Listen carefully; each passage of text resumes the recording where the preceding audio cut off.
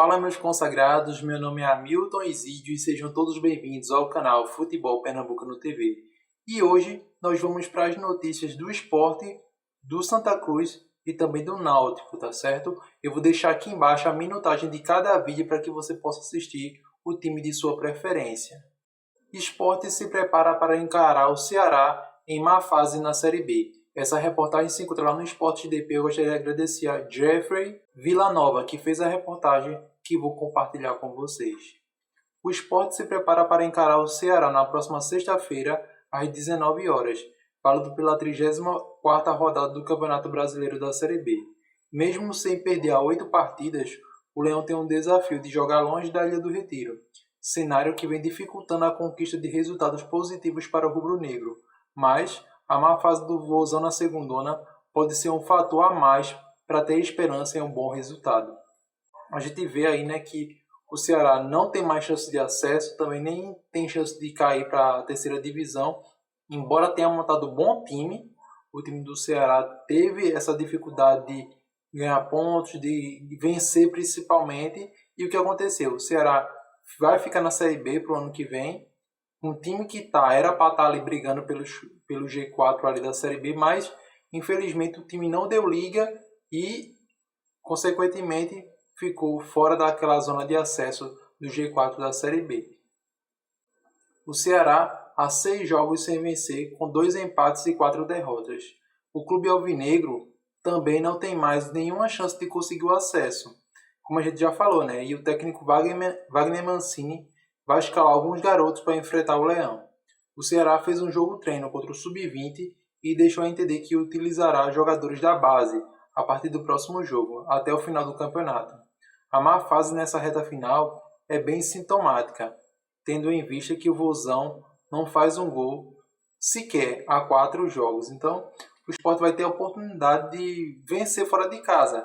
É um jogo difícil, pela aquela rivalidade clássico nordestino, mas o Sport tem a oportunidade. Por quê? O Ceará está vindo de uma má fase. E pelo que a gente está vendo aí, o técnico vai começar a colocar os garotos da base. Já que não tem chance nem de subir e nem de cair, vai começar a fazer alguns testes, porque daqui a pouco já vai ter o campeonato estadual, e também para colocar esses garotos aí para jogar, para poder dar uma minutagem para essa garotada.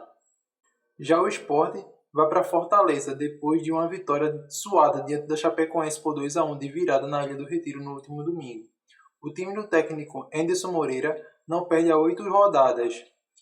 Pessoal, 8 rodadas, mas não se iludam, tá certo? Porque a gente viu que o Sport teve alguns empates com gols espíritas, por exemplo, o gol contra a Ponte Preta, aquele gol de Wagner Love no final do primeiro tempo, foi um gol espírita.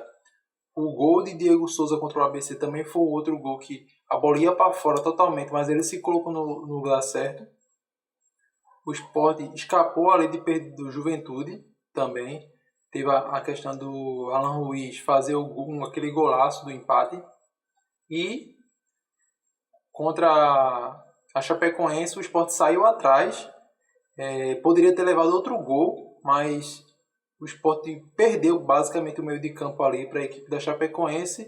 E a partir do momento que o Anderson Moreira começou a fazer algumas mudanças, o Sport começou a reagiu com um gol contra, outro gol espírita, que ali a bola batendo cabeça com cabeça do jogador da Chapecoense, e a bola foi morrer no ângulo, cara, no ângulo, sem chance de defesa para o goleiro. E depois, né, uma bola cruzada na área, Diego Souza foi tentar matar a bola, acabou escapulindo um pouco para ele tentar fazer um gol de voleio, e sobrou para quem? Alan Ruiz, que bateu de fora da área, fazendo o gol da virada e o gol da vitória do Sport. E lembrando que Alan Ruiz foi cotado como craque da rodada. A galera do Sport foi lá na internet, no site da CBF, e votou no cara, e ele foi o craque dessa última rodada da Série B do Campeonato Brasileiro. Lembrando, torcedor, não se iludam com o jogo do Sport. O jogo do Sport foi um jogo fraquíssimo tecnicamente. O Sport foi engolido no primeiro tempo pelo time da Chapecoense. A partir do momento que teve algumas mudanças, o Sport começou a jogar mais, mas lembrando, tem que fazer o seu papel. Tem que vencer fora de casa, tem que vencer principalmente dentro de casa, sem dificuldades. A gente sabe que os times vêm para cá, vêm fechadinho, mas a Chapecoense não mostrou isso no último jogo. foi para cima, poderia ter ampliado o placar, mas o Sport conseguiu se segurar. Então, é algo que o Sport precisa trabalhar durante essa semana. O Sport vai ter alguns desfalques aí. O Sabino provavelmente vai estar fora. Então, acredito que o Cassiano vai entrar aí para poder fazer a dupla de zaga com o Rafael Thierry. Então, até o jogo, né? Hoje foi o penúltimo treino. O Sport vai trabalhar aí para poder fazer com que tenha uma base ideal ali na zaga. A gente pode colocar um pouquinho o Ronaldo para ver se ele tá bom, né? Se ele tiver bom, recuar um pouco ele para ajudar ele na defesa, como é um jogo fora de casa, juntamente com o Fabinho, que praticamente tomou a posição dele mesmo ali. Então o Fabinho não pode ficar de fora desse time. O Ronaldo pode entrar, né, se tiver bem, para poder compor ali parte da zaga e dar uma confiança a mais, porque ele tem esse poder de recuperação, principalmente ali perto da zaga. Então o Sport vai ter dor de cabeça, principalmente o técnico Anderson Moreira, para montar esse time para enfrentar o Ceará lá. É um jogo difícil? É sim, porque o time do Ceará vai dificultar o jogo, porque pode atrapalhar o Sport também de subir, né? Porque caso o Sport tropece, os outros times que estão abaixo dele vão conseguir encostar. E a gente sabe que o Atlético Goianiense é um sério candidato a subir também, porque vem numa recuperação histórica assim, imensa. Basicamente é o líder do retorno da Série B e está brigando ali pau a pau para poder subir para a primeira divisão. E o Vitória basicamente já subiu, a gente só tem que lamentar, né, a questão do Sport estar tropeçando tanto em alguns resultados. Infelizmente o Sport não vai conseguir ali ser campeão da Série B do Campeonato Brasileiro. Então esse aí é a notícia do Sport, né? O Sport está se preparando. Amanhã último treino e viagem para a capital cearense. O Náutico terá a melhor SAF possível, diz Aloysio Xavier. Essa reportagem se encontra lá no Esporte DP. Eu gostaria de agradecer ao Gabriel e ao Alexandre pela reportagem que vou compartilhar com vocês. As declarações dos candidatos da chapa teriam afastado o diálogo com a situação. No dia 12 de novembro, marcará a escolha do novo presidente do Náutico nos próximos 2 anos, sendo, portanto, o responsável pela transição do modelo de SAF. O candidato da chapa Todos pelo Náutico, o advogado Aloysio Xavier, detalhou sua visão sobre o modelo empresarial e conta com a experiência no direito para auxiliar a implementação do clube empresa. Vamos colocar aqui, galera. Essa apresentação do Aloysio Xavier da chapa Todos pelo Náutico foi bom, mas também foi um pouco ruim. Vamos lá, para o ponto bom. Ele se lançou na frente, buscou ali conversar com algumas pessoas, se colocou logo à disposição. Logo assim, ele já começou a sair um pouco na frente. Por que foi ruim? Bom foi porque ele saiu na frente. Ruim, a questão de falar muito da situação. Não é necessário falar muito da situação, porque a gente já vê pelos resultados. É só perguntar ao torcedor do Náutico comum ou o sócio se ele está satisfeito com o futebol do Náutico apresentado nesses últimos anos. O torcedor já tem a resposta na ponta da língua. Não precisaria dar tanta audiência à situação como eles deram na apresentação deles. Eles basicamente deram atenção, muita atenção à situação e deixaram de falar deles mesmos. Essa é uma opinião minha, tá certo? E também é outra coisa, o Valdir Mendonça, ele não sei o que ele tem, eu não sou muito bom no falar também, mas ele não se expressou muito bem, no qual as pessoas tiraram muito de contexto a questão dele falar sobre a SAF, e nas redes sociais e também em grupos de WhatsApp, foi o que foi mais falado, que essa chapa aí da oposição é anti-SAF. Eu entendi, porque eu fui lá, busquei os áudios, tudo certinho, ouvi perfeitamente e vi que ele está fazendo uma crítica sobre a questão do modo que estava sendo gerido.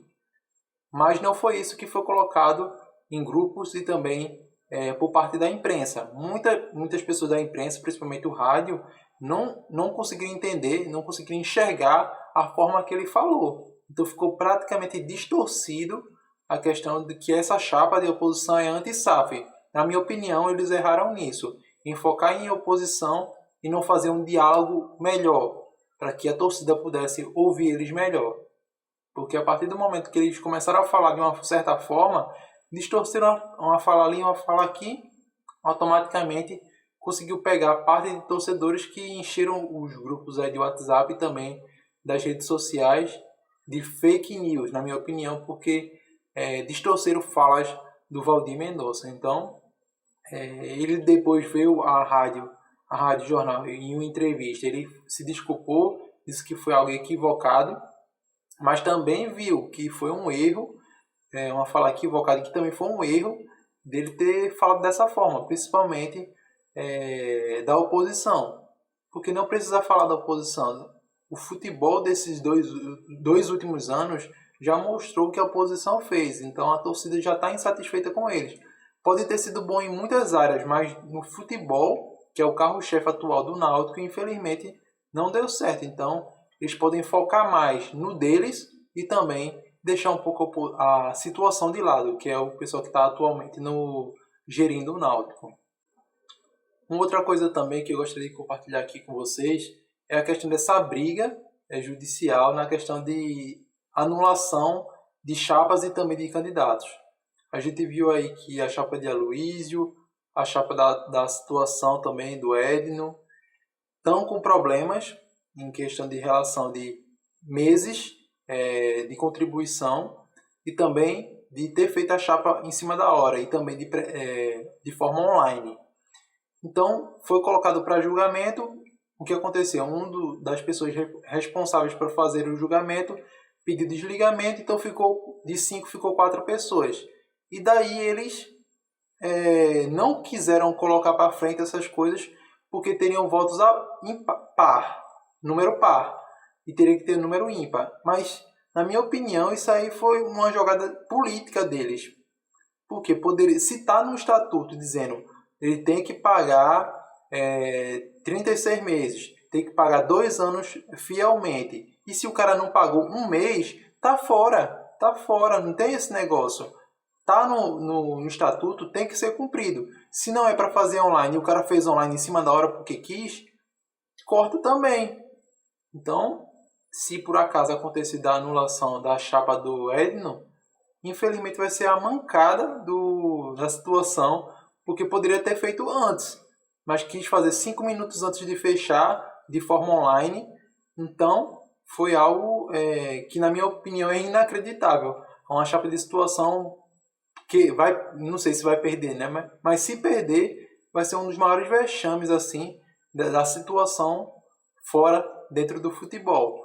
Então, ainda está meio tenebroso essa questão de quantos meses foram pagos, mas se tiver esse erro de não ter pago nem um mês sequer e tiver errado, tem que ser impugnada essa chapa. A mesma coisa é para Edno Melo. Candidato à presidência, Bruno Rodrigues defende a criação de única chapa para a disputa das eleições no Santa Cruz. Essa reportagem se encontra lá no Esportes DP. Eu gostaria de agradecer a Paulo Mota pela reportagem que vou compartilhar com vocês.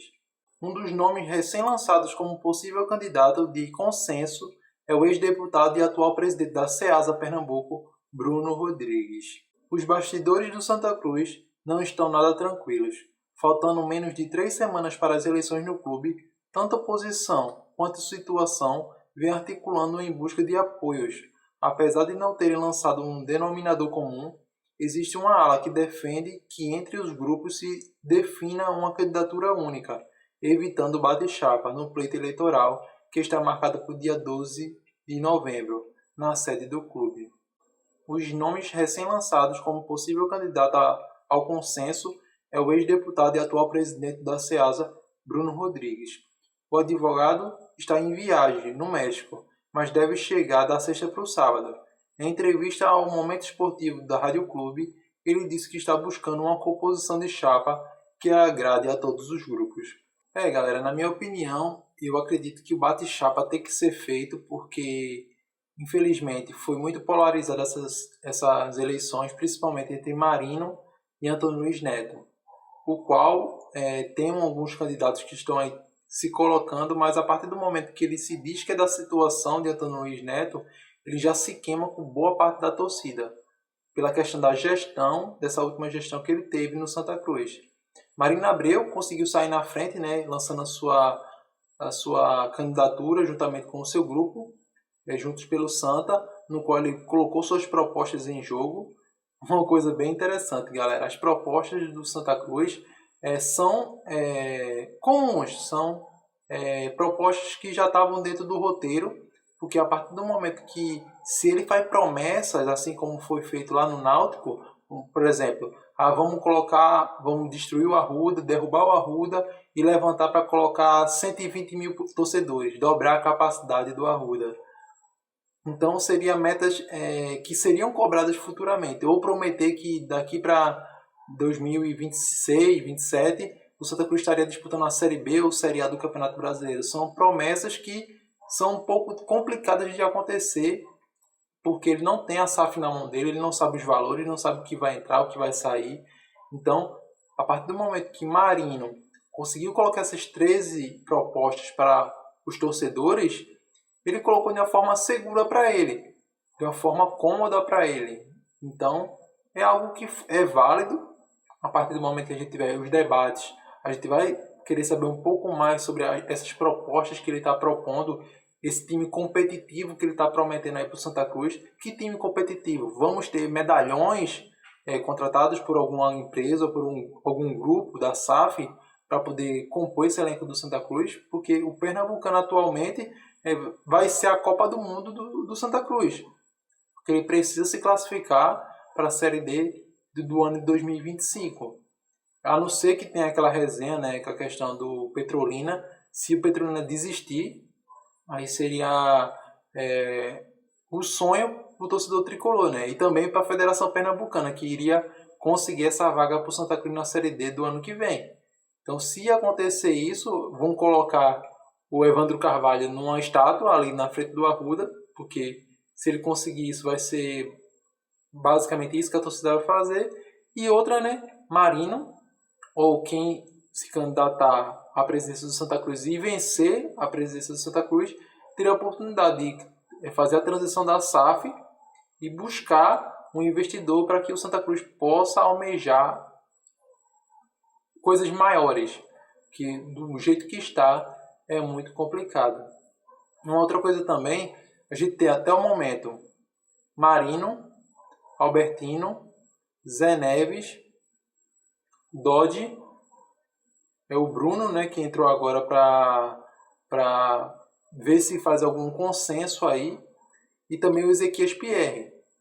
Então temos 6 candidatos, e cada candidato aí vai ter que puxar uma galera para poder fazer a composição da chapa. Então, pelo número de conselheiros que tem que ter, essa conta não está batendo. Alguém vai ficar de fora.